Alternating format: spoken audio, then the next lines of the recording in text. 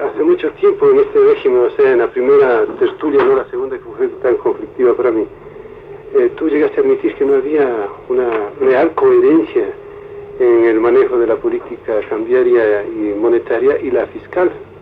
Ahora eso se ha puesto mucho más en evidencia.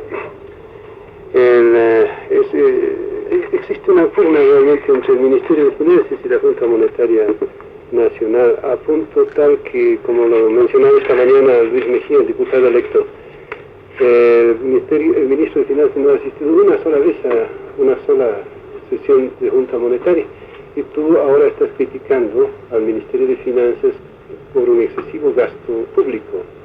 No, yo creo que ahí podemos ser bien precisos en esto, Santiago. Si yo no he sido preciso en las tertulias del comercio respecto a la coherencia de la política económica, me lamento, pero nunca he hablado de que hay incoherencia, nunca.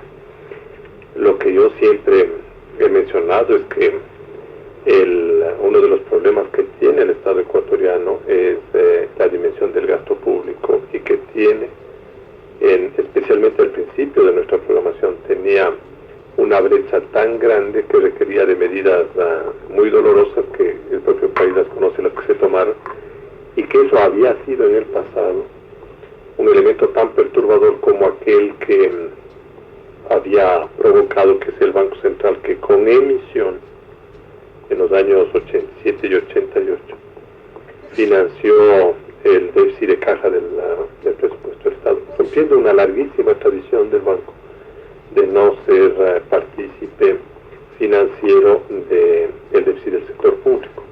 Entonces, yo siempre he mantenido de que ha habido coherencia, y si no, no hubiéramos podido llegar al sitio donde hemos llegado. Pero ha habido distanciamiento en todo caso. No ha habido distanciamiento tampoco. El segundo hecho es importante señalarlo. El ministro de Finanzas ha asistido a muchísimas de las sesiones de Junta Monetaria, a muchísimas. Y es más, cuando él no ha estado en el país, o cuando él no ha podido porque no ha estado en Quito, ha asistido siempre un subsecretario a su representación, como le ocurre a cualquier otro de los ministros. Cuando no está presente, está su delegado. Que yo recuerde, por lo menos en mi memoria, no ha habido en las sesiones de Junta Monetaria inasistencia de un representante del Ministerio de Finanzas, de manera que tampoco es eso. El relato de la explicación es falso. No es cierto, es falso. El tercer elemento, nosotros no hemos criticado al ministro de Finanzas. Nosotros lo que hemos señalado es que hay un problema en Colombia, y el ministro de Finanzas ha confirmado que el problema existe. Nosotros decíamos, el que hemos visto en la Junta Monetaria, y no lo ha dicho ni Abelardo Pachá, lo ha dicho la Junta Monetaria, en donde hay varios ministros de Estado, donde hay representantes del CONADE, donde están representantes privados. Y obviamente yo también lo he dicho, porque no voy a rehuir la decisión. Lo que hemos dicho es que hay un problema en este momento de incumplimiento de las metas fiscales. Esas metas fiscales tenían que manejarse en una dirección para precisamente asegurar en que el Banco Central pueda mantener abiertas las líneas crediticias del sector privado.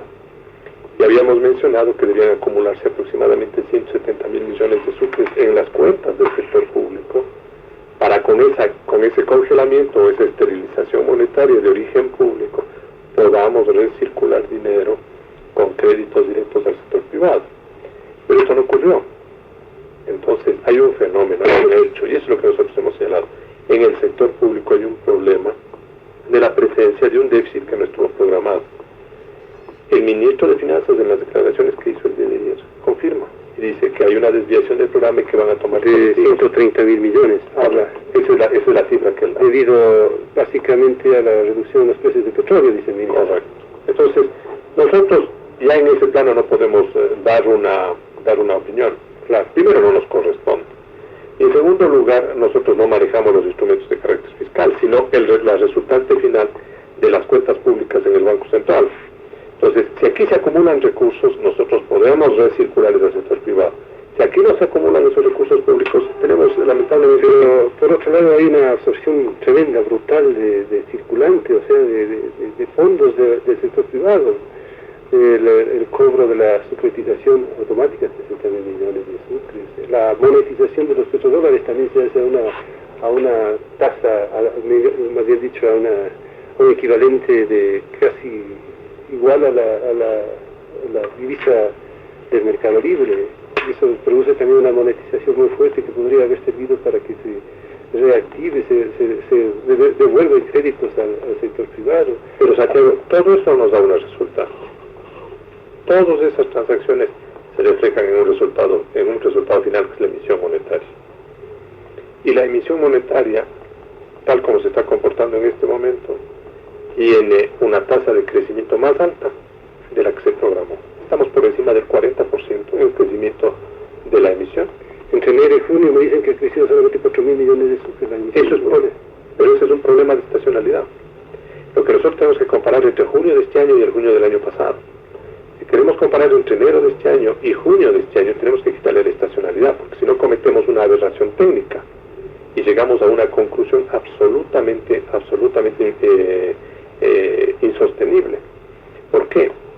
En el Ecuador, el primer semestre, estacionalmente, es un semestre de actividad menor que el segundo. Entonces hay una curva expansiva del medio circulante que debemos respetarla por estacionalidad. Entonces, tomando junio con junio, el crecimiento es 42%. Si tomamos enero, debemos compararle con enero. Si tomamos agosto, con agosto del año anterior. Y ahora estamos con el 42%, o un poco más, de crecimiento de la emisión. Lo cual quiere decir que la cantidad de dinero que está el Banco Central entregando es más alta de la que se había originalmente programado. Y por eso es que se tienen que tomar las medidas monetarias que todo el país las conoce.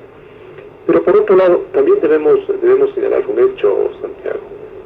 El monto de crédito que dé el Banco Central al sector privado, en proporción al total de recursos que maneja el sistema financiero, es muy reducido ya ahora, extremadamente reducido. Entonces, el impacto que se tiene de las líneas cerradas, si bien va a tener una repercusión productiva, como lo señala el propio boletín de la Junta, porque lo reconoce, porque sabe de la limitación, pero no va a ser de la dimensión que muchas personas le están poniendo. Y no estamos hablando de que aquí el problema es de una recesión fenomenal o brutal o incontrolable. Lo que estamos diciendo es que no se pueden mantener abiertas estas líneas, son pena de poner en riesgo el programa de estabilización. Y ahí la primera responsabilidad de la Junta es estabilidad, lamentablemente. Pero el programa de estabilización necesariamente tiene que involucrar un proceso recesivo del que no se sale. Cuando no hay recursos, Santiago, la dificultad que existe, el ministro de Finanzas lo señala, y lo he leído con mucho detenimiento hoy, de que como consecuencia de la caída del precio del petróleo, el Ecuador va a dejar de recibir los 27 millones de dólares este año. Sí. Eso quiere decir que la balanza de pagos tiene que ser manejada con mayor cuidado. Sí, pero al otro tiempo habría que reducir el gasto. Y esa es la posición de la Junta, que más bien ha sido motivo para acusarnos de ataque. Cuando creo que la responsabilidad de la Junta es decir las cosas que están sucediendo en los sectores en los cuales está ocurriendo, para que se puedan establecer los correctivos. Y a nosotros nos parece muy buena la decisión del ministro de Finanzas. Y tendrá todo el apoyo de la Junta Monetaria, eso tiene la absoluta seguridad, tendrá todo el apoyo para que llegue adelante un programa de austeridad, porque eso nos conviene a los ecuatorianos. No le conviene el programa de estabilización, sino nos conviene a los ecuatorianos, como tú bien lo mencionas. El gasto ha subido el 70% del 88 al 89 y el 76% me parece en el último año.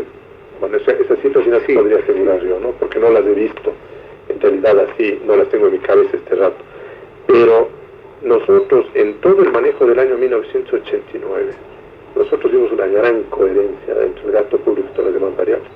En el año 90, cuando empezamos a mirar el problema fue a partir del mes de marzo, en donde se empezaron a separar las variables fiscales del comportamiento que habíamos esperado. Por eso la Junta tuvo que subir el encaje. Después tuvimos que eliminar, a pesar de que eran también por razones operativas, pero eliminar el cobro de cheques de provincias de manera directa. Se están colocando, y hay una campaña muy fuerte del Banco Central para colocar bonos de estabilización, es decir, captar el ahorro voluntario que hay y mantener los agregados monetarios en orden. Sino, la gran herencia que nos han dejado, y en América Latina somos expertos en este campo, la gran herencia que nos ha dejado la dependencia del Banco Central en los ministerios de finanzas o del Tesoro y de entregarles recursos para que cubran el gasto es simplemente una inflación desbocada y una balanza de pagos destrozada. Parecería entender entonces que el programa de estabilización tiene básica y fundamental fundamentalmente a controlar la inflación, pero por la vía de la contracción de la demanda. No, nosotros buscamos un crecimiento y establecimos nosotros unas metas de crecimiento con un objetivo de inflación, que es bien duro de conseguir, lo que nosotros mismos lo hemos reconocido en varias oportunidades. Y esa meta de crecimiento del 3.5%, que también es difícil de conseguir, pero que la buscamos, tiene como soporte un programa del Banco Central hacia sectores básicos. Por ejemplo, la agricultura sigue con líneas abiertas del Banco Central, totalmente. Banco de Fomento, y las cifras lo dicen, al mes de septiembre de 1988 le debía al Banco Central 20.000 millones de sucres, ahora le debe 75.000 millones.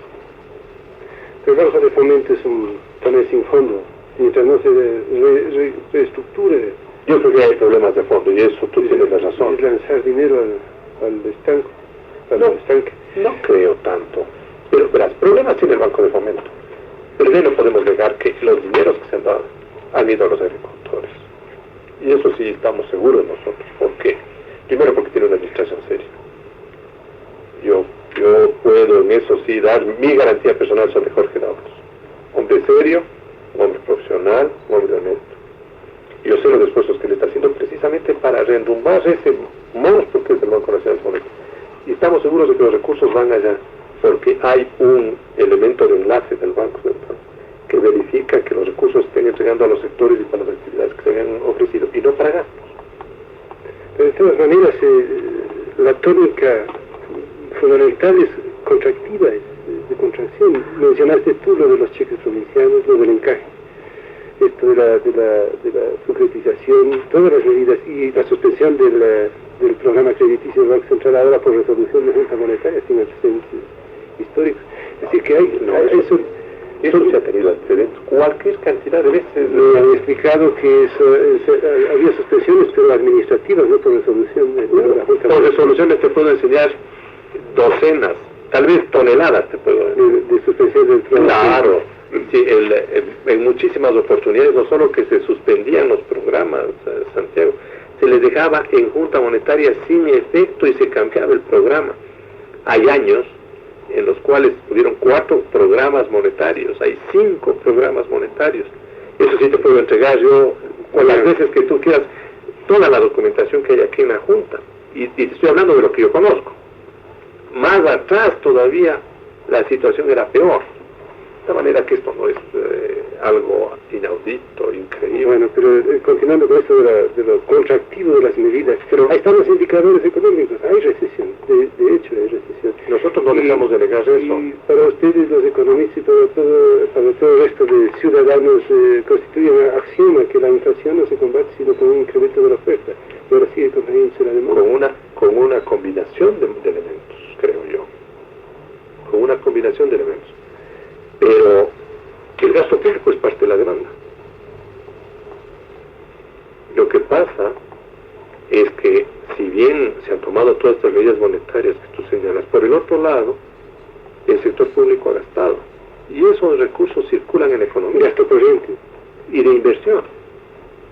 Debe haber de las dos cosas. Por ejemplo, en el área de la construcción, eso casi no se ha dado. Ahí sí ya no podemos comentar tampoco nosotros, porque acá lo que llegan son las órdenes de transferencia de dinero, pero no sabemos para qué, porque la responsabilidad... Pero algunas se niegan, ¿no? Como últimamente había... No se niega ninguna. Nosotros no podemos negar nada.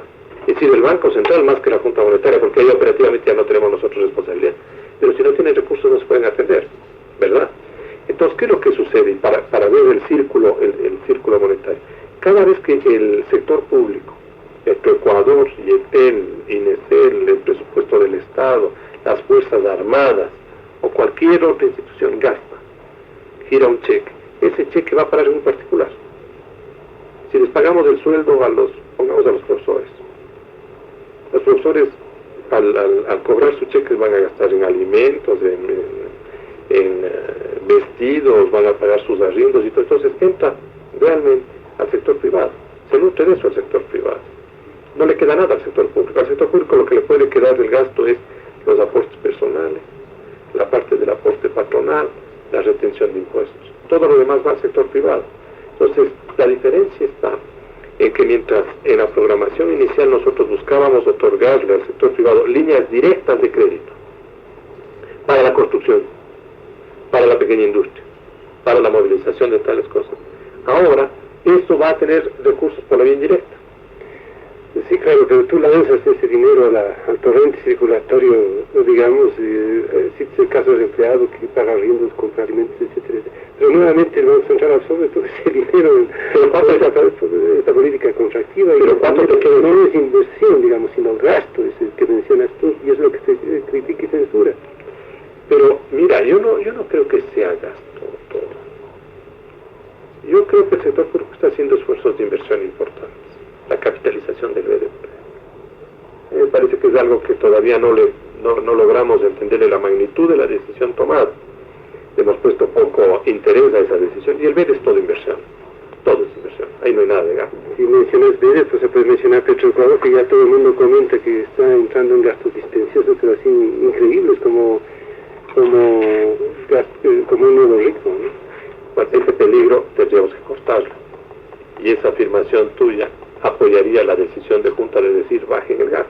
Ahora, en los últimos años ha ocurrido un fenómeno muy peculiar, muy especial. El presidente o jefe del Frente Económico ha sido siempre el ministro de Finanzas. Y sigue siendo. En los últimos años ahora el zar de la economía del país se ha convertido en después el presidente de la Junta Monetaria, ¿no? No es, y eso es, yo te he leído, y esa es una apreciación absolutamente equivocada. Sigue siendo el presidente del Frente Económico el ministro de Finanzas, del cual no forma parte. Por eso yo soy muy claro en mis apreciaciones. En los campos en los que yo debo intervenir, en esos intervengo. En aquellos en los que no debo intervenir, no intervengo. El presidente del Frente Económico sigue siendo el ministro de Finanzas. Pero en el Ecuador hay el Frente Económico, hay una suerte de frente financiero que también ha funcionado y en el cual se incorpora el presidente del Frente Económico, que es el ministro de Finanzas, y que forma parte también el presidente de la Junta Monetaria y el gerente del Banco Central. Es una suerte de frente financiero que actúa sobre las políticas más delicadas. Deuda externa, deuda externa, los tres están en deuda externa. Política cambiaria se hace de común acuerdo entre los tres. Política monetaria se hace de común acuerdo entre los tres. Negociación con el fondo, intervienen los tres. Negociación con el Banco Mundial, intervienen los tres. Tiene que haber coherencia, tiene que haber consistencia. Y todo dentro de un marco, de una organicidad. Que no estamos disputándole poder a nadie. Yo creo que más personas de afuera buscan crear un ambiente como que estaríamos disputando de lo que en la realidad se produce. Jorge maneja toda la parte fiscal y ha recibido apoyo nuestro, como no podía ser de otra manera. ¿Cómo vamos a dejar de reconocer el esfuerzo hecho por él en la reforma tributaria? Sería absurdo. Nosotros le hemos dado ciertos elementos de juicio para esa reforma tributaria, pero él la ha manejado. Las otras reformas estructurales él las ha manejado. Entonces, sería una cosa sin sentido querer pretender de que debido a cualquier tipo de circunstancia o coyuntura política, el presidente de la Junta Monetaria ahora es el gran jefe, o el zar, o el jeque, o como le quieras tú llamar, como le quieras, de la cuestión económica. Las relaciones entonces son muy cordiales y muy profesionales. Las relaciones son normales, en donde contigo podemos discrepar. Pero yo no, porque estoy discrepando con Santiago Gelis, voy a decir, me peleé con el Santiago Gelis. Así es. ¿No es cierto? Por supuesto. En el marco del respeto. Si el día de mañana Santiago Gelis sale y me insulta, le voy a decir, bueno, ¿qué le pasó a Santiago Gelis? Que me insulta a mí. Pero en el plano del respeto podemos discrepar todo lo que tú quieras. Es llegar a un inteligente y democrático de muy correcto. Entonces, discutir tesis no quiere decir que haya problemas. Lo rarísimo sería que todos fuéramos ovejas y borregos. Así. ¿No es cierto? Hablando de tesis, el gradualismo, tú sigues siendo un devoto partidario del gradualismo como el presidente y el gobierno en general, pero se ve que el gradualismo más bien nos está conduciendo a una gradual descapitalización del país, porque, repito, los indicadores económicos están hablando de eso. El sector de la industria manufacturera ha decrecido el 3,8, algo así, según el último boletín del Banco Central. El petróleo, por circunstancias externas, ha disminuido en el 7, -7, la construcción en -1,2, etcétera, etcétera, y todos estos componentes dan un total para el 89 del 0,2, con un elemento que aparece distorsionante de otros como positivo 16. Eso indica que estamos en un proceso de recesión con inflación. Ya estamos casi a mediados de julio y la promesa de reactivación no se la ve. ¿Acaso no es hora de revisar esta política del gradualismo, entendiendo que no hay simplemente una alternativa entre gradualismo o shock? ¿Por qué? Yo creo que no, aunque yo no soy economista, pero creo que hay alternativas para corregir el gradualismo a fin de que no se deterioren tanto las condiciones como para que llegue el momento en que hay que proceder con medidas de shock como en Perú, Argentina o Brasil. Pero, Santiago, que tenemos nosotros problemas de crecimiento y que hay una fenomenología de recesión relativa, eso es verdad. Pero decir que la recesión es consecuencia del gradualismo, creo que por ahí empezamos a discrepar. Sería interesante que... ¿Por qué? Supongamos que no tengamos una política gradual. Supongamos que se tenga en este momento una política de shocks y se decida simplemente hacer cambios de magnitud de tiempo en tiempo. La pregunta mía es, ¿por esos cambios de shocks vamos a tener más recursos para poder crecer? Por lo menos en el corto plazo, cuando se da un ambiente, por ejemplo, externo, totalmente contrario al interés ecuatoriano. En este año caen los precios de casi todos los productos de exportación. Voy a señalar algunos: banano, quería decir petróleo, café, cacao, camarón, pescado, en general, caen los precios. Mejoran los precios de banano, elaborados de cacao, elaborados de café y algunos productos industrializados. Claro. En ese ambiente, ¿tú crees que el Ecuador tiene un elemento que le favorece a la política económica? Yo creo que tenemos un elemento que le perjudica a la política económica. Porque en los 5 primeros meses del año 90, nosotros hemos exportado en el sector privado 35% más de producción del año anterior. 35% más de producción. Y hemos recibido apenas 4% más. Pues cuando uno ve valor de exportaciones, dice, cuando uno ve valor, dice, el Ecuador sigue exportando 1.200 millones en el sector privado. Y es verdad, 1.200 millones. Pero cuando uno ve volúmenes, dice, el Ecuador ha exportado 35% más. Es decir, el esfuerzo ecuatoriano, no del sector público, el esfuerzo del sector privado, se diluye por la caída de los precios internacionales. Y eso, resultado de la consolidación de las licencias de exportación, que son las declaraciones de los propios exportadores. Entonces, yo veo ahí aprecio, de que una línea de política económica que el gradualismo sí te ofrece, de tratar de conciliar una promoción de exportaciones buscando estabilidad interna, sí va dando resultados. ¿Cómo puedes tú con otra política económica conciliar los dos elementos? Promover las exportaciones y a la vez estabilizar internamente el país. Porque yo recojo lo que dice la prensa de Guayaquil. La mayoría de los comentarios dice que, por ejemplo, la devaluación del 3,5% es una medida absolutamente insuficiente. Eso dice, para ponerte en resumen, unos más, otros menos, pero todos dicen... Más o menos equivalente al 21%, ¿no? El 3.5%.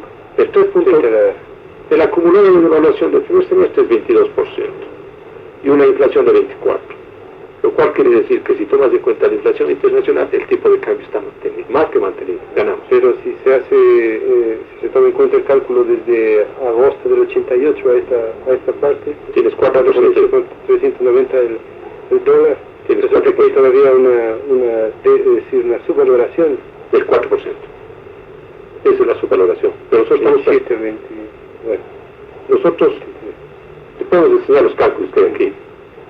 Y todavía, te digo, no hemos considerado un elemento que a ti también te preocupa y a mí también me preocupa, que es el deterioro del salario, en cuyo caso han ganado competitividad en nuestras exportaciones. Si yo le pongo el salario dentro del cálculo del tipo de cambio real. Pero no me meto en mal líos para no hacer complicada mi explicación. Entonces, ¿qué es lo que sucede? Decimos 3.5% y nos dicen que es insuficiente. Supongamos que haríamos caso a una devaluación del 15%. Como dice Walter Spurgeon, un hombre serio, a quien se le debe leer, porque toda declaración de Walter Spurgeon tiene fundamento. Para cualquier dirección, si te gusta o no te gusta, pero Walter Spurgeon es objetivo. Si tomamos 15%, ¿cuál hubiera sido el impacto interno en precios? Simplemente tener otro golpe inflacionario interno que nos desequilibraba cualquier tipo de manejo de política económica, más allá de las dificultades que tenemos en inflación. Entonces yo pregunto, ¿los shocks nos favorecen en este momento o nos perjudican? Mi impresión es que nos perjudican. Mi impresión personal es que nos perjudican. Y no te olvides, Santiago, que nosotros venimos de arreglar un desajuste económico fenomenal. Aquí, por ejemplo, en la Junta Monetaria, cuando nosotros empezamos nuestro trabajo, no teníamos para pagar una hora de transacciones externas. Pero el Banco Central tiene una reserva, tiene recursos, a pesar de la caída del precio del petróleo. Tiene recursos el Banco Central. Y estamos al día con todo el mundo, menos con la banca comercial. Porque tenemos un arreglo todavía de largo plazo. Pero la Reserva Monetaria está decayendo. Subió en el mes de junio. Es que, ¿qué es lo que sucedió? Y aquí va otra explicación. Pero el boletín está pagando más de lo que te entra en dólares. Correcto, ¿por qué? Si tú ves exportaciones de abril, las exportaciones de abril, el petróleo fue 50 millones de dólares. Y todas las exportaciones cayeron y las importaciones subieron fenomenalmente. Ahí no tenemos otra explicación que la expectativa del arancel. La expectativa del arancel. En el mes de mayo, en cambio, se duplicaron las porciones de petróleo. Se duplicaron. Porque era todo, inclusive la información del ministro de Energía, perdóname, que decía que llegaron a tener inventario en flotante. Todo eso vendieron en mayo. Le entró todo esto en junio al Banco Central. Porque llegan a los 30 días, tú conoces, tú eres un experto en petróleos. Le entró eso en junio. Se acumuló en el Banco Central. Toda la reserva mejoró en el mes de junio. Y ahora estamos con una reserva mucho más alta en el transcurso del mes de julio. A pesar de que el precio del petróleo ha bajado, no esperamos el resultado de fin de año. Y es obvio que no podemos esperar el resultado de fin de año. Salvo que ahora sí apretemos más. Porque yo te digo, para conseguir la meta de fin de año de reserva, apretando un poco más la 300 era la meta es 300. No vamos a llegar a esta meta. No vamos a llegar por el precio del petróleo y por los precios de los otros productos que no nos ayudan. Pero hay que perseverar en esa línea. Y la meta del 3.5 de crecimiento, me refiero. Es una meta difícil, Santiago. No sé. Yo no sé todavía. ¿No? Ya dijo el director técnico del CONADE, dijo que bajaba al 2. ¿Tú en cuánto le...? Yo no te podría dar todavía, porque el Banco Central no nos da a nosotros todavía. Ya. Yo voy a respetar lo que digan ellos. ¿La inflación? La inflación es muy difícil. Tenemos 25% acumulado el primer semestre. Ya nos comimos la meta de medio año. Eso no hay nada que hacer. Pero volviendo al gradualismo, la tendencia universal, y no es simplemente basada en un deseo, sino una constatación de la realidad, es que la prosperidad del crecimiento se alcanza con una liberalización de la economía, menos intervencionismo. El gradualismo es intervencionismo en todos los procesos económicos, y eso está causando, y se ha visto en otros países que causa iguales problemas de recesivos. En ese sentido te decía que no es la única alternativa el shock al gradualismo, sino una política de mayor liberalidad, menos intervencionismo. Gradualismo no es sinónimo de intervencionismo. Pero el Estado está diciendo, vamos por este lado con los precios, con las tasas, con las regulaciones. Lo que dice es con ciertos precios. Voy a poner un ejemplo. Precio del dinero. Yo te voy a poner un ejemplo que te va a gustar. México. Claro. ¿Te gusta? México, liberalización. Me gusta, Chile me gusta. México, Estados Unidos, liberalización. ¿No es cierto? México decidió, dentro del programa inclusive concertado con los empresarios, decidió introducir una mini devaluación diaria. Están con mini devaluación. Pregúntales. Diaria. La que nosotros tuvimos del 83. Con eso están los mexicanos. Aceptamos. Voy a verificar. El ajuste de los precios de los combustibles. Venezuela está con liberalización. Problema de inflación serio, porque es obvio, es un golpe fuerte. Venezuela está discutiendo ajustes mensuales de precios de los combustibles. Porque ven que el problema del shock político, de una decisión, de un aumento así violento de los combustibles es muerto. Entonces yo te pregunto, ¿en dónde estamos nosotros con gradualismo? hablo del área básica económica. Estamos en tipo de cambio. Perdón, dígame.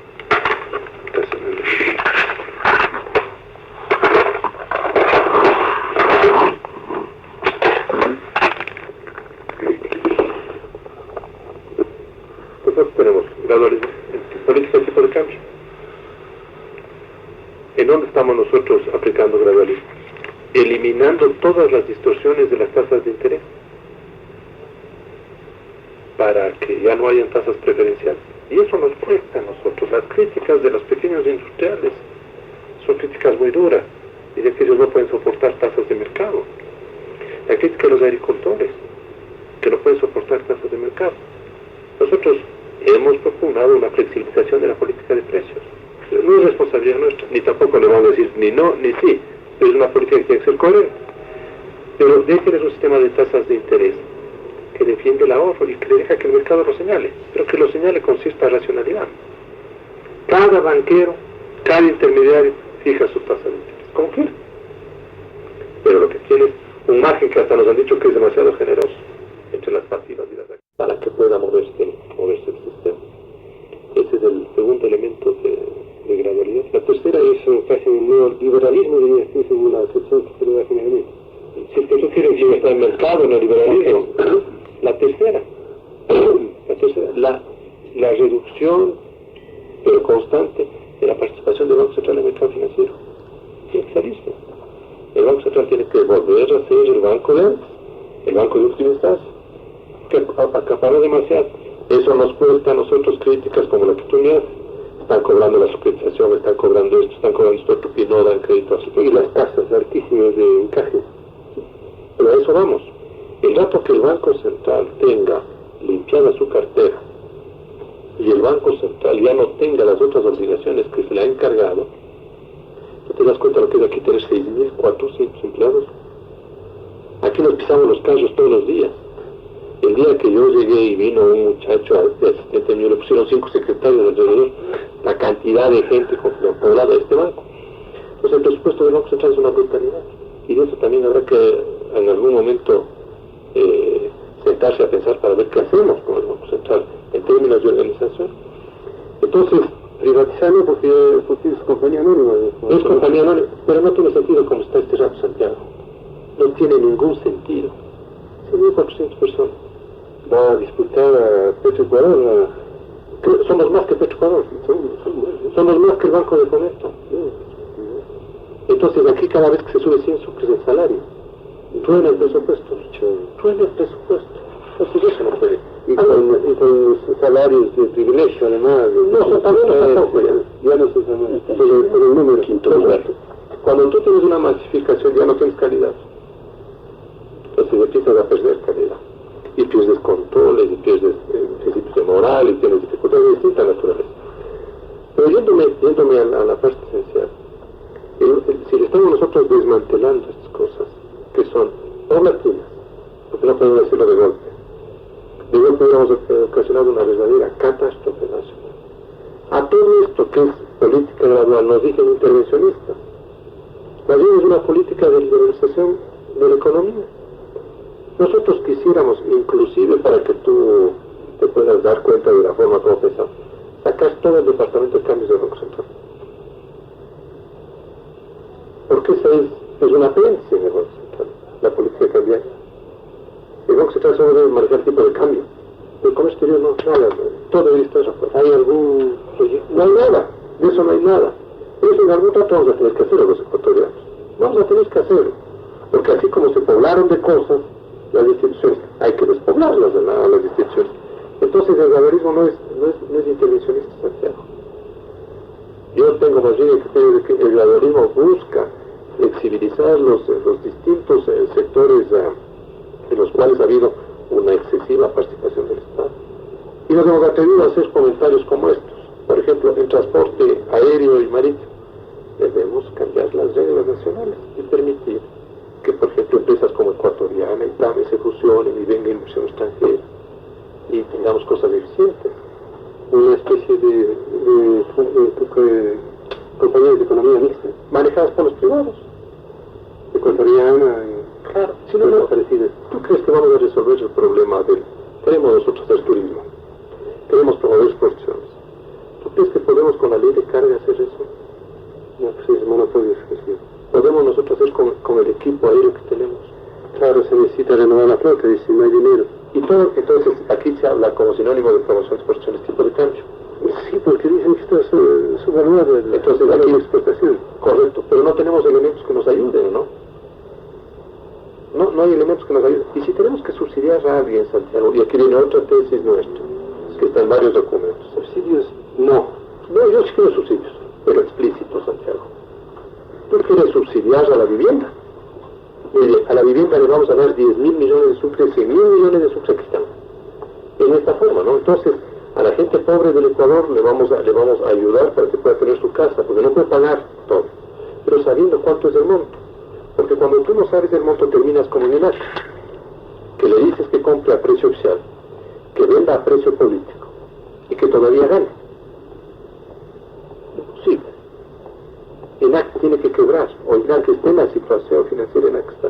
Sí, precisamente porque, no es porque no, digamos, yo no estoy desconociendo de que hay problemas administrativos de ENAC, pero la verdad es que tampoco le damos el instrumento para que pueda manejar.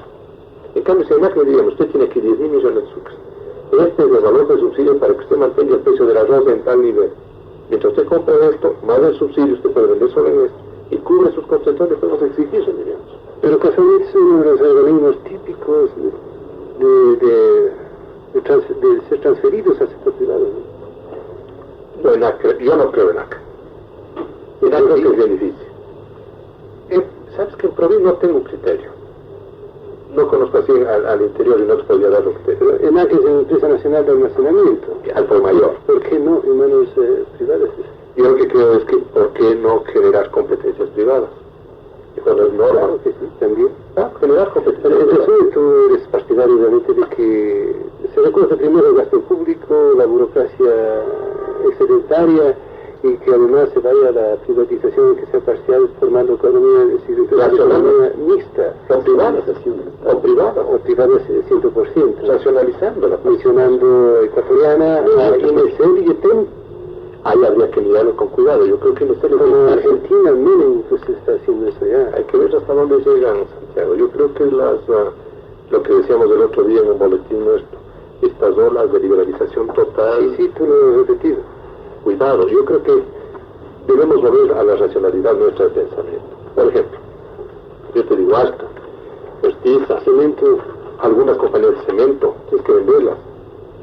Tienes que vender tú, o venderlo para buscar participación en transporte. Los ferrocarriles puede ser otro buen negocio para pasarlo. Es decir, ir buscando en cada área qué es lo que está funcionando bien, apoyar qué es lo que está funcionando mal estructuralmente y que no le conviene. Pero eso es lo que tú crees, y como tú muchos otros, pero el presidente de la República ha dicho que no. Yo respeto eso.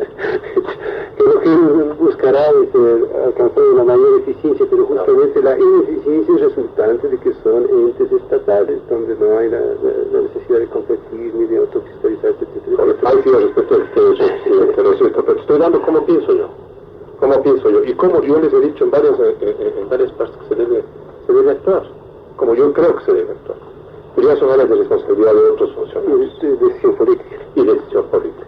En esto, por ejemplo, no me vas a decir que yo estoy interviniendo con el ministro de Agricultura. Yo estoy dando mi criterio.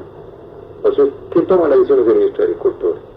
Igual podemos discrepar, y en varias oportunidades yo he mencionado, y ahora me haces acuerdo. Yo dije, a mediados del trimestre, que uno de los problemas serios por los cuales el proceso inflacionario no se son los errores en la comercialización agropecuaria. Y nadie me dijo que me estaba peleando con el ministro de Agricultura. A nadie se le ocurrió decirme que yo estaba peleando. Y en público, la Junta Monetaria lo dijo. Pero a nadie se le ocurrió también preguntarte por qué, cuáles son los errores y cuáles los correctivos. Las importaciones a destiempo total, que del arroz, carísimo lo del arroz, problema del arroz, problema de la comercialización de eso, problema de no saber qué hacemos con el agua y con Provi. En este sentido, claro, ya vale mucho la precisión.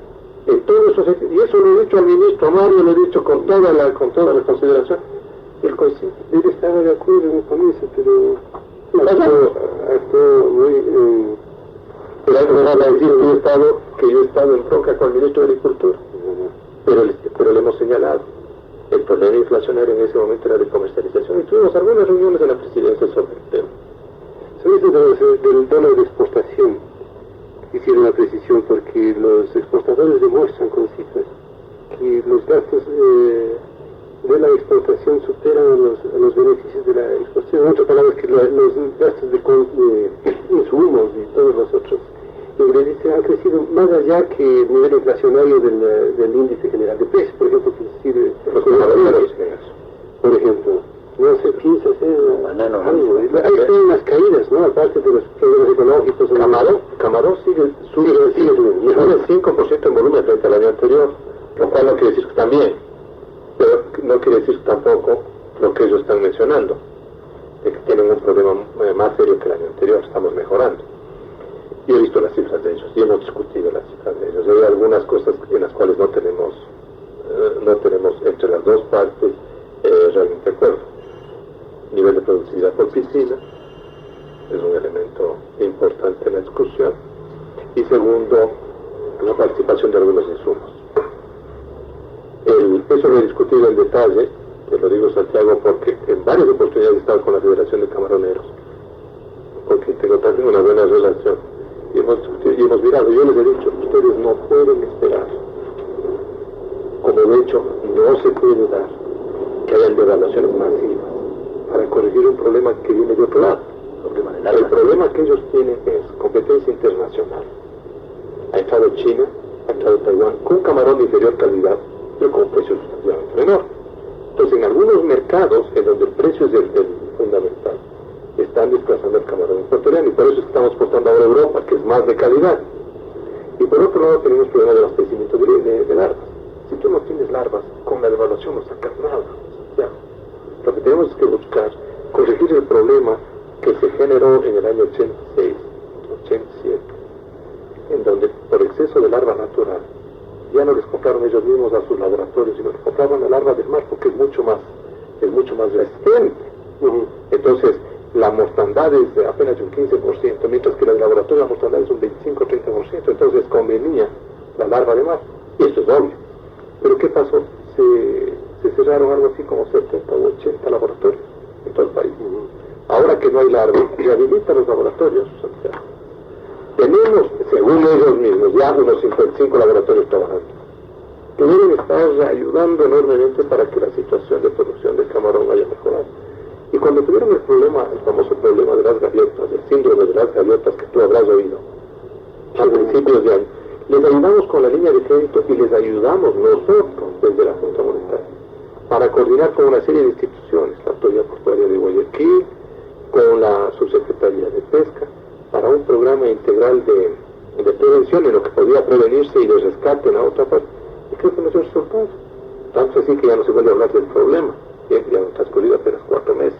Y los resultados no han sido tan malos como estaban esperando. El 5%, en volumen crece en el 5%. Una preguntita entre paréntesis. Tú decías que este programa de estabilización llegará a su punto culminante cuando se saneen las fuentes de Banco Central, cuando queden limpias. No, están limpias. Como el exterior están limpias. Ahora nosotros ya no tenemos los atrasos derivados de carencia de divisa, no hay nada. Entonces, cuando tú, por ejemplo, estás viendo el sistema de comercio exterior ecuatoriano, es un sistema absolutamente limpio. Acá vienen a las rondas y se les entrega la totalidad de las divisas en el momento oportuno. Los importadores saben a qué atenerse. Con estos cambios que de tiempo en tiempo tenemos que hacer en función de la evolución de los otros indicadores para mantener el tipo de cambio real, pero hay, por lo menos yo creería que hay un grado de previsibilidad bastante alto para las actividades económicas, que se asegura continuidad en los procesos productivos, ¿no? Pero se han logrado entonces, se han limpiado, se han saneado esas cuentas. Pero sin embargo sigue, por ejemplo, muy alta la tasa de encaje y todas estas otras medidas colaterales. ¿Hasta cuándo? Mira, lo de los cheques provinciales parece un anacronismo. Parece un incremento del encaje vía esa Es una medida, es una suerte de aumento de encaje, y ese es el efecto, porque había exceso de dinero, Santiago. Es que hay exceso de dinero, toda la banca, todo el mundo, los empresarios se quejan de que no hay dinero. No, yo creo que no se quejan de que no hay dinero. Lo que no hay es dinero a las tasas que quisieran. Pero aún en ese sentido, la tasa de interés en el Ecuador apenas es superior a la inflación. La inflación tenemos 47%. Aceptemos como dato. 47. ¿Cómo te cobran la tasa de interés? 51, 53, 55%. Entonces tenemos una tasa que va entre el 4 y el 7% real. Es muy alto. En los Estados Unidos, la inflación es 6%, la tasa de interés es 12%, para préstamos normales. Estados Unidos es 6% real. Normal, y ellos tienen que decíamos hacer de 6 a 12, a 47, a 50. Claro que debería ser algo entre 6 y 12, pero no creo que sea comparable sin ser economista. Pero sería peor. 51 se te trae a la mitad del capital de interés. Pero de eso, ¿cuánto es en inflación? Supongamos que la inflación sea 50. Si tú pagas la tasa de interés del 50%, el capital te ha salido gratis. ¿No es cierto? Te ha salido gratis. Te están cobrando una tasa de 3-4% en términos reales. Ahora, ¿cómo interpretas el fenómeno de que si tú bajas, como has bajado en algunas oportunidades del encaje, 2 puntos, 3 puntos, inmediatamente la gente se lanza contra dólares? ¿Qué es indicativo de que es desconfianza? ¿Cómo se logra recuperar la confianza? Ya hay un Ecuador especulativo, ¿no? Yo creo que ya hay un Ecuador especulativo. Eso va a ser muy difícil eliminarlo, ¿no? Porque hay un grupo de empresas y todo destinadas a precisamente trabajar en los aspectos cambiarios, en los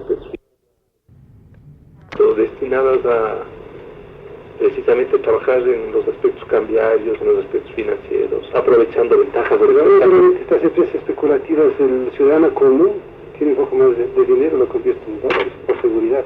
Se habla de 9.000 millones de dólares de ecuatorianos depositados en el exterior.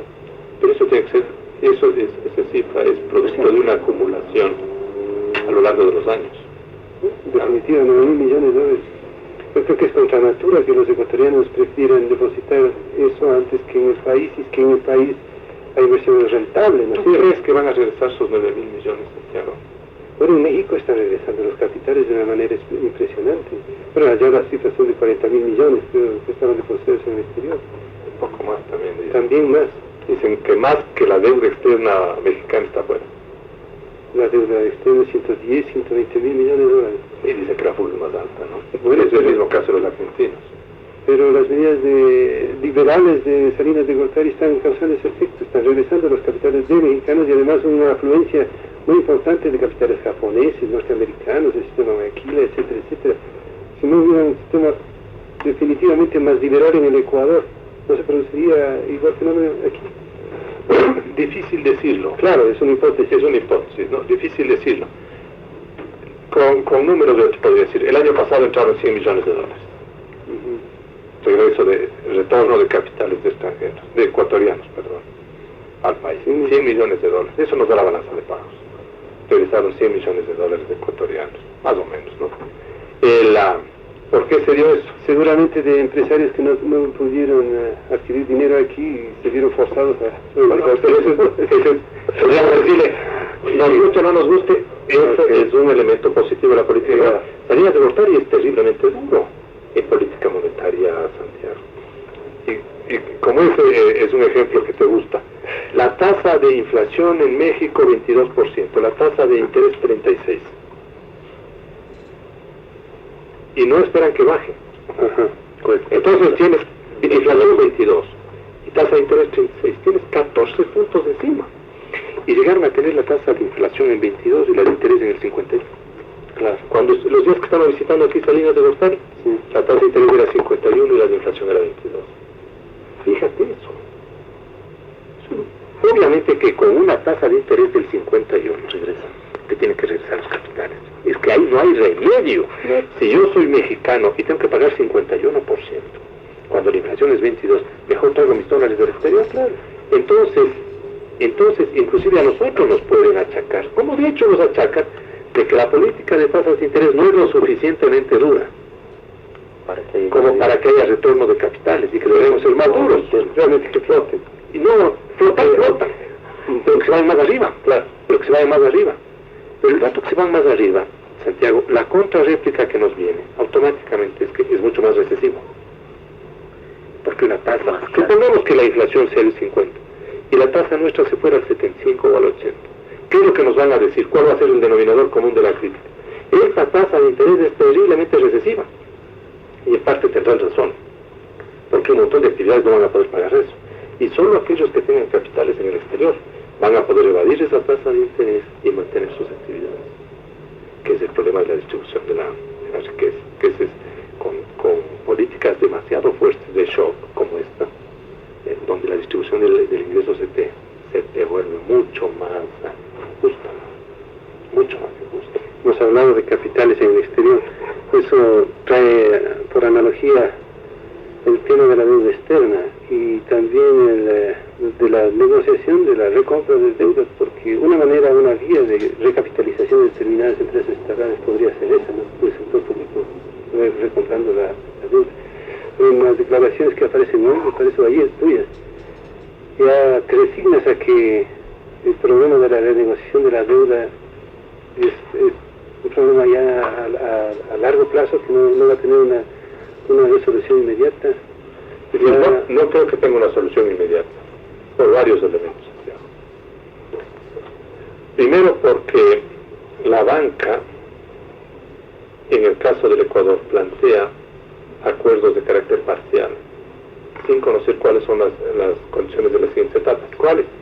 Por ejemplo, la banca dice: le autorizamos al Ecuador a que pueda recomprar hasta 120 millones de dólares durante un año. Hasta 120 millones durante un año, pero siempre y cuando nos pague a nosotros, en lugar del 30% de intereses, nos pague el 50% de intereses.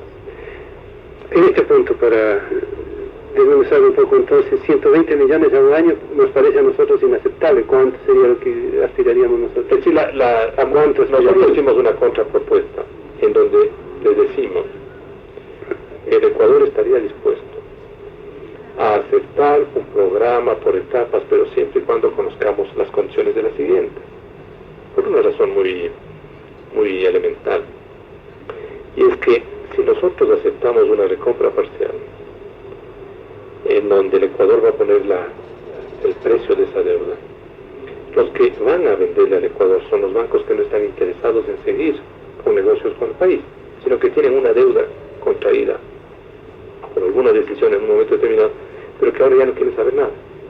Entonces, al concluir el periodo, nos vamos a encontrar con que la deuda externa ecuatoriana con la banca va a estar concentrada en aquellos bancos que tienen, digamos, en ese momento un poder de negociación mucho más fuerte, porque representan a un porcentaje más alto de nuestros acreedores y van a buscar, con un mayor poder de negociación, mejores condiciones para ellos. Entonces, lo que el Ecuador dice es que establezcamos todas las etapas para que en la primera se vayan aquellos que no quieren negociar o seguir en el Ecuador, pero en la segunda no se aprovechen en contra del Ecuador, porque después de hecha la primera etapa, el segundo efecto que va a tener el Ecuador es un mejoramiento de su balanza de pagos, indiscutible, porque suponiendo que estén a 15 centavos la deuda, habremos recomprado 750 millones de dólares. Entonces, tiene menos deuda externa en el Ecuador, menos peso, mejor balanza de pagos, mayor capacidad de pago. Entonces el Ecuador dice: esa mayor capacidad de pago no se la puede transferir a los acreedores que quedaron, sino que tiene que quedar en el Ecuador. Entonces la negociación tiene que ser por etapa, pero conociendo más o menos un espectro global, por el interés del país. Ahora, todos estos problemas han hecho que no se llegue a un acuerdo, ¿no es cierto? No llegamos todavía. No hay un acuerdo porque nosotros no procedemos como queramos con el asunto de la recompra de la deuda. Y ya no 120, sino lo que queramos. Bueno, en cierta medida el programa de conversión de deuda para fines sociales va en esa dirección. Pero es mínima la... 150 millones de dólares. 50 millones. Ya son 150 millones de dólares. Que comprados a 15 centavos son unos 800 o 900 millones de dólares. Que ya han bajado de la deuda. Que irán bajando conforme se vayan utilizando.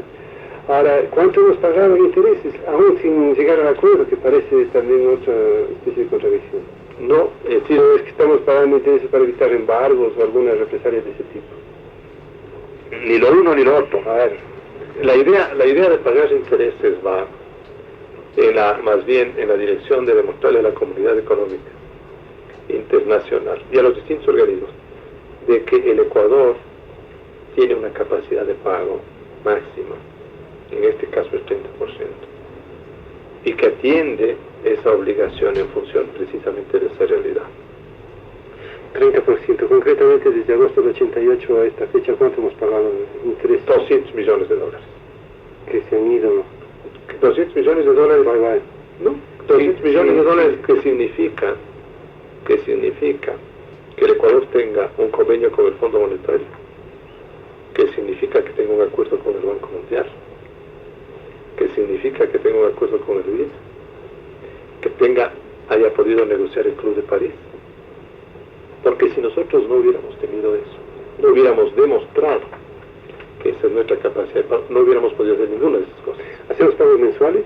Mensuales. ¿De cuánto más o menos? $12,5 millones estamos Cada haciendo. día una cifra, entonces. Sí.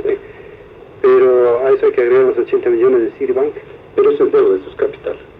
Ajá. Eso es pago de capital.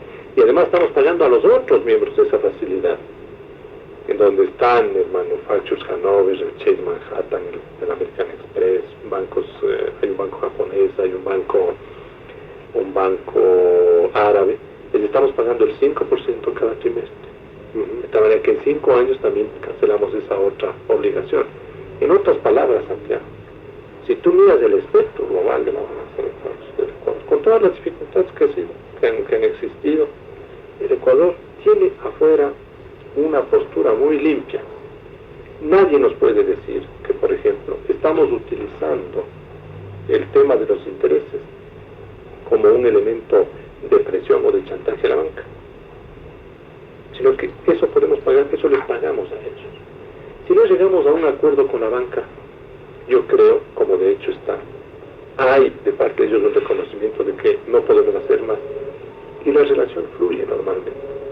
Seguirán transcurriendo los meses, pero no nos daña en nada nuestra imagen internacional. Entonces los dos factores que decías, la compra de 120 en un año, ¿no? Y que se incrementa del 30 al 51% de pago de interés. Eso estanca han estancado las compensaciones. Claro.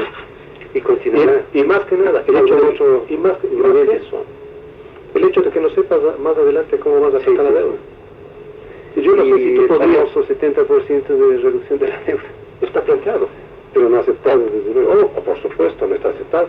No era muy ingenuo eso de... No creo. ¿Por qué no pedimos del 80, 90?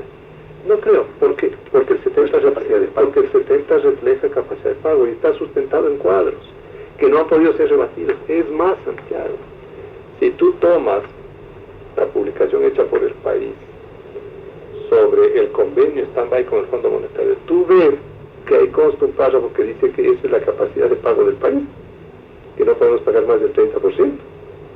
Ahora, si hipotéticamente aceptaran el 70%, se endurecerían las condiciones de pago, ¿no? Es decir, menos plazo, dices tú. Menos plazo, más duro, ¿no? Posible. Tiene su contraparte.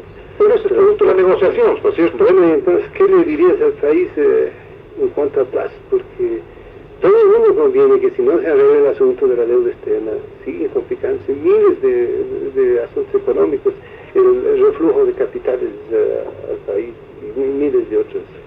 ¿Cuándo podríamos? Mira, debemos señalar que la deuda es un problema. El favor es más psicológico que real. Porque si tú tienes en orden todos los demás elementos, si tú tienes en orden tus relaciones con los organismos internacionales, tú tienes en orden las relaciones comerciales, si tú tienes en orden tus relaciones con los gobiernos de los otros países, y demuestras que no puedes pagar de una X cantidad, y adentro tienes una política económica coherente, consistente, yo creo que la negociación de la deuda puede demorar un poco más de tiempo. ¿Para qué el acuerdo? No es un óbice, no es un óbice. El problema que uno puede tener en esto, Santiago, es que lo que les he dicho en muchas oportunidades, mañana nosotros podemos acelerar la negociación. La negociación puede estar cerrada en aproximadamente 1 mes o 2 meses.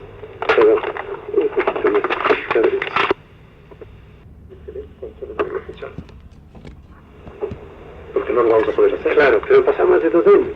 Es que han pasado más de 2 años y fíjate lo que ha ido ocurriendo. Primero, de que la banca no se quería sentar a negociar. No quería saber nada del Ecuador, porque la banca fue, en cierto sentido, engañada y abandonada en sus negociaciones. Primero, le suspendieron el pago de intereses en enero del 87. Con la caída de los precios del petróleo y luego del terremoto. No, antes del terremoto. Antes del terremoto. Antes, claro, enero del 87. Y la caída de los precios. Por cierto, después de que pusieron en vigencia todo un programa en agosto del 86, precisamente para preservar la balanza de pagos, y cuando se decía que lo que se recaudaba de petróleo era para el servicio de la deuda, ¿de acuerdo? En enero del 87 suspendió el Ecuador y no volvió a conversar con la banca, abandonó las conversaciones. Hay una famosa carta de Mario Rivadeneira muy dura respecto a este problema, y recién empezaron a conversar en octubre del 87. Le pagaron, si no me equivoco, $90 millones de intereses de golpe, y en marzo del 88 el Ecuador no aceptó la negociación. Entonces, ¿qué es lo que sucedía cuando empezamos nosotros las conversaciones en agosto, septiembre y después en diciembre del 88? La banca no quería saber nada del Ecuador. Además, nosotros teníamos recién empezando un programa de estabilización, y ya las conversaciones nuestras empezaron a sentarse y todo recién en marzo o abril del año 89. Pero ¿cuál era la dificultad? En que nosotros reiniciamos pagos de intereses, y eso les va a pasar a los otros países grandes que están atrás de nosotros, tengo absoluta seguridad. Argentina y Brasil, que son el dolor de cabeza también de nuestra negociación, porque ambos tienen atraso. Y es que la banca dice, para nosotros establecer una negociación, garantícenos que van a continuarnos pagando los intereses, porque si ustedes no pueden pagar hoy, ¿cómo van a poder pagar después de 20 años? eso sigue acumulando la deuda, claro. Tiene cierta lógica. Entonces, estos procesos no son rápidos. Costa Rica se demoró 5 años de una negociación, Santiago. Pero hacía negociaciones anuales. No, nada. No, nada. Costa Rica no llegaba a ningún acuerdo, no firmaba un solo documento. Costa Rica no les pagaba 30%, les pagaba el equivalente al 1% del Producto Interno Bruto. Eduardo Lizano se dedicó 5 años a la negociación, y con la conclusión del mandato firmaron el acuerdo, que ahora el presidente Calderón lo acaba de cerrar y de eliminar. 5 años fueron los ticos, 5 años fueron. ¿Cuál es entonces el tema para nosotros? De que debemos